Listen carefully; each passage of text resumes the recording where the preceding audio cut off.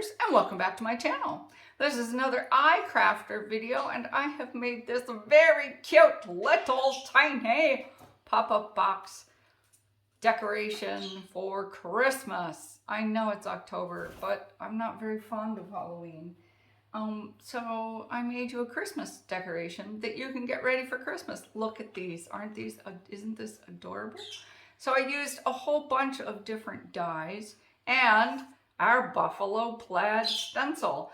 I realize it doesn't look much like our Buffalo Plaid stencil, but let me show you this. Yeah, that is indeed our Buffalo Plaid stencil, and a little bit later I'm going to show you how to do that. And let me show you how I did this. So this is our pop-up box, and first of all, I made the paper out of the Buffalo Plaid stencil. And I wish I had done both sides of it, because then I glued this together so that you can't see it there. I may make that a little different. And while you're gluing it together, you want to take a piece of acetate and glue it right smack in the middle, a tiny piece of acetate. I don't know if you can see it, but that's what Santa is on. So, and then I covered the top of the box with snow, which is the inside of some gauze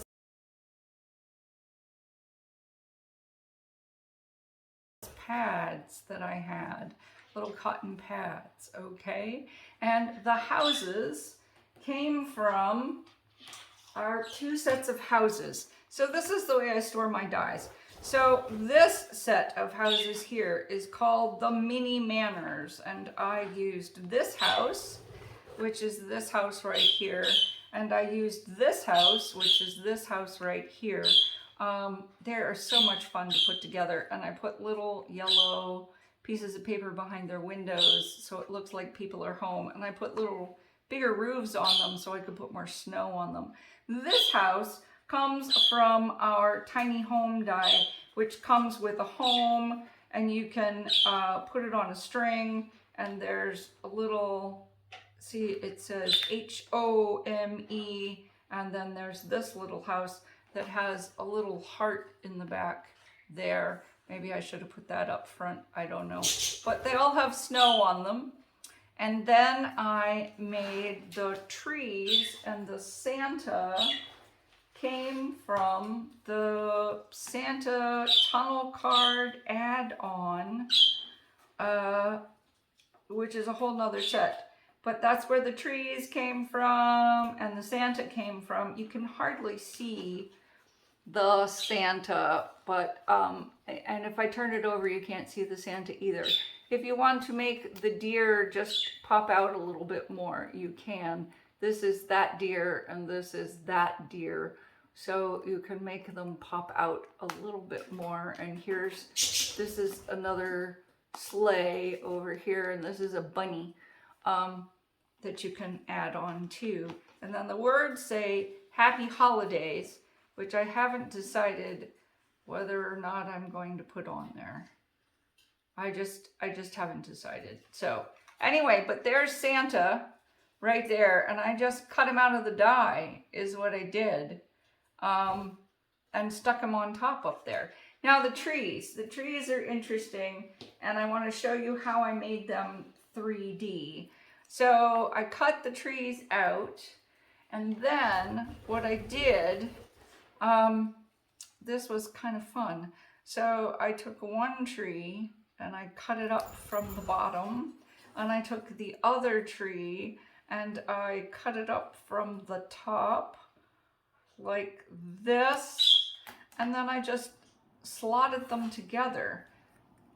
See, that's literally what I did, like that. And now you have, whoops, because my fingers are a little, I haven't had enough coffee. But, and then I ran a little bead of glue, literally, right along here,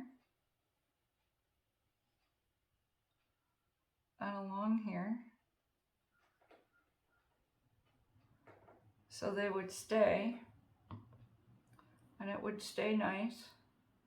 And I let it dry, and voila, three-dimensional tree. So that's how I got the trees on there, which is really kind of nice. So you know what? You can do whatever you want. And there you are. It's a pop-up tree.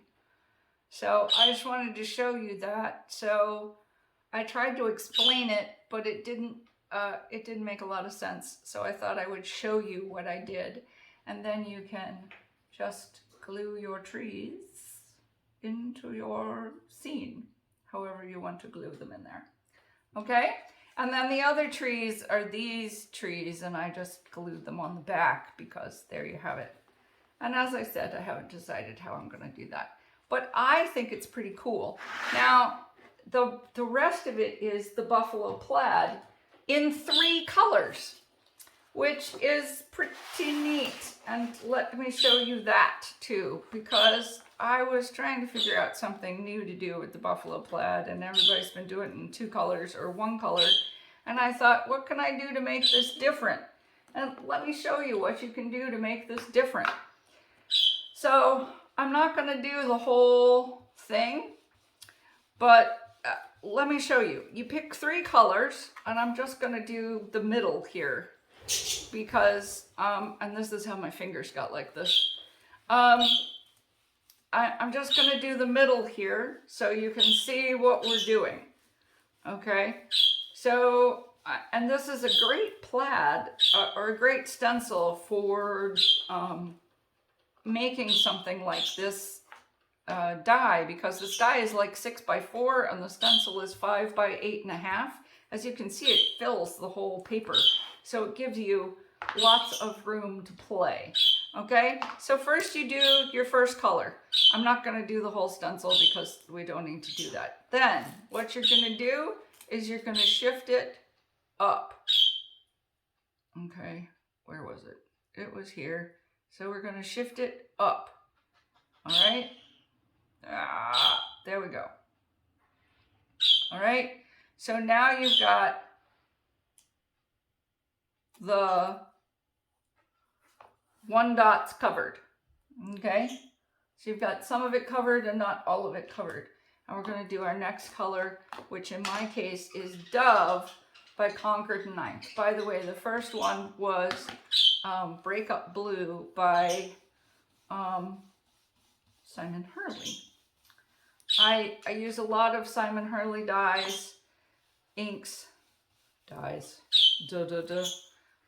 Simon Hurley, Pink Fresh Studio, and Concord & Ninth are the inks that I go for. I thought I really liked this kind of ink pad with the foam in it, but I don't really. I don't really like it for blending. And I do most of my ink stuff that I do for blending. It's great for stamping, but it's not great for blending. And I do a lot of ink blending. So there we go. So there's your second color. My third color is Midnight Snack by our friend Simon. So there's the first 2 colors. So we shifted up, and now we're going to shift down. And it's easy to tell because you're like, whoa, that hasn't been colored yet. So now we're going to shift down, okay? And we get our third color.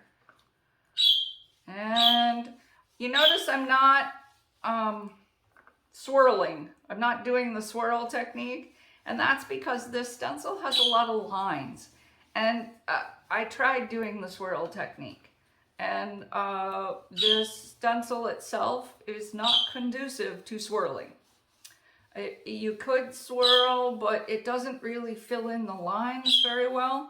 And I discovered, after many times of using this stencil, that it goes faster on this stencil if you just go up and down like this.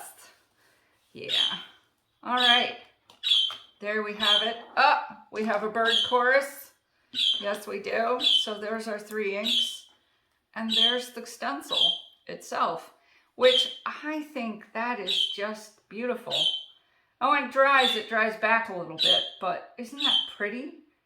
I just think that's really pretty. So I invite you to try it with your 3 colors. Because you know what? You can use your stencils in lots of different ways. Don't just use them the way they're supposed to be used. Experiment. Try it differently. So you can get your fun stuff too. Yeah. So that's it for today. If you liked what you've seen, subscribe to my channel, subscribe to iCrafter Art. Go check them out. I will list all the things I've used in the subscription box below. Hit that bell for notifications, and I'll see you later.